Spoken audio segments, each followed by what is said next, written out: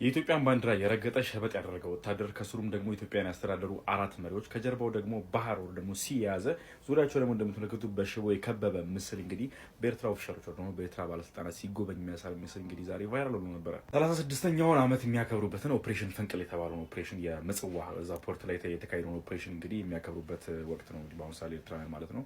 እና ይሄ የምትመለከቱ ምስል በህፃናት የተሳለ ምስል ነው። ይህን ምስል እንግዲህ ሲጎበኙት የነበሩት የሚኒስትር ኦፍ መሪን ሪሶርስ ደግሞ የባህር ሀብት ሚኒስቴር የሆኑት አቶ ቴዎድሮስ ቀላቲ የሚባሉ አንድ ሰው ነበሩና እሳቸው የጎበኙበት ባለበት ሰዓት ነው እንግዲህ ኢትዮጵያን እንትን የረገጠ ምስል እያዩ ነበሩ። ህጻናት የሳሉት ነገር ባይዘው እዚህ ጋር የምንመለከታቸው መሪዎች መጀመሪያ እዚህ ጋር ያሉት ኮሎኔል መንግስቱ ኃይለማርያም፣ በመቀጠል ጃንሆይ ኃይለ ሥላሴ፣ ከዛ ጠቅላይ ሚኒስትር መለስ ዜናዊና በአሁኑ ሰዓት ደግሞ ሀገራችን እያስተዳደሩ የሚገኙ ጠቅላይ ሚኒስትር ዶክተር አብይ አህመድ እንግዲህ እዚህ ጋር ቁጭ አድርጓቸው ከዛ ሽቦም አለ ብቻ ብዙ ነገር አለ። ብቻ በሶሻል ሚዲያ ላይ ደግሞ በማህበራዊ ሚዲያ ላይ ከፍተኛ አውትሪች ያስነሳና ከፍተኛ እሰጥ አገባዎች ውስጥ ያስገባቸው ምስል ላይ የምትመለከቱትና ይሄ ጀስት ዳይሬክት ሜሴጅ ሁሉም ደግሞ በህፃናት ወር ደግሞ እድሜያቸው እንደዚህ ለውጊያ ምናምን ባልደረሰ ሰዎች እንደተሳለ ስሰማ ደግሞ ያው ትንሽ ካይንድ ኦፍ ዲፕሬሲንግ ብቻ ያው ጀስት ክሊር ሜሴጅ እንግዲህ በሁለቱም ሀገሮች መካከል ባሉ መንግስት ኦፊሻሎች ክሊር ሳይኖች እየተላለፉ ነው የሚገኙት። እንግዲህ በቅርቡ ደግሞ አንድ እንትን ተመልክተን ነበረ። የኢትዮጵያ የአሰብን ፓርት ቆርጣ ኢትዮጵያ የያዘችው ካርታ ላይ እንግዲህ የጦር ኦፊሻሎች ይዞት ነበረ በኢትዮጵያ ሳይድ።